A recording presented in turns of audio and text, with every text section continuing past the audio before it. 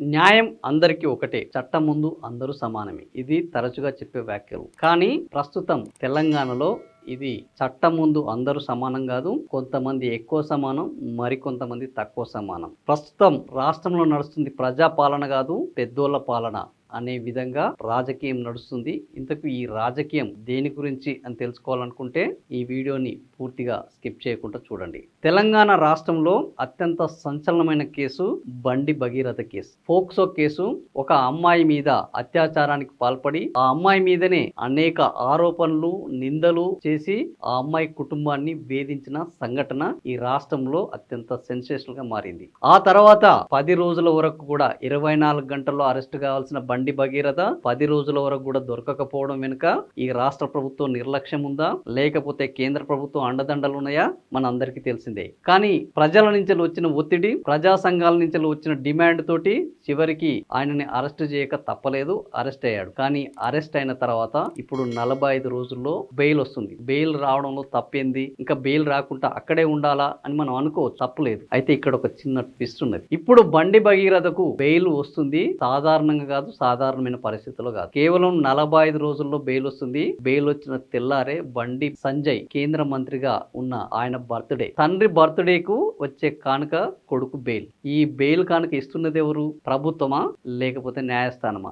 న్యాయస్థానాలను తప్పుపట్టడానికి లేదు కాబట్టి ఇక్కడ ప్రభుత్వాన్ని ప్రశ్నించాల్సిన అవసరం ఉన్నది. ప్రభుత్వము అనేక చిన్న చిన్న కేసుల్లో కూడా స్పెషల్ పబ్లిక్ ప్రాసిక్యూటర్లను పెట్టి వాళ్లకు బెయిల్స్ రాకుండా, ఆ కేసును నీరు గారకుండా, ఆ కేసును ముగించకుండా అనేక వాదనలు వినిపిస్తున్న ఈ తెలంగాణ రేవంత్ రెడ్డి పాలనలో బండి భగీరథ కేసులో దాదాపు 10 నుంచి 20 ఏళ్లు శిక్ష పడాల్సిన ఈ ఫోక్సో కేసులో కేవలం 45 రోజుల్లో తండ్రి బర్త్డే రోజు ఉంది అనగా ఒక్క రోజు ముందు కొడుకుకు బెయిల్ రావడం వెనుక యాదృచ్ఛికమా, ఇది ప్రభుత్వం యొక్క సహకారమా? ఇది ఆలోచిస్తే ప్రతి ఒక్కరికి అర్థమవుతుంది. స్పెషల్ పబ్లిక్ ప్రాసిక్యూటర్ను పెట్టకుండా, సరైన వాదనలు వినిపించకుండా ఆయనకు ఈరోజు బెయిల్ రావడం వెనుక రేవంత్ రెడ్డి బండి సంజయ్ల చీకటి స్నేహం ఏందనేది ఇక్కడ స్పష్టంగా ఎవరికైనా అర్థమవుతుంది. మరే బాలిక వైపు, బాధితురాలు వైపు ఉండాల్సిన ఈ ప్రజాపాలన ఇప్పుడు ప్రజలను వదిలేసి కేంద్ర మంత్రి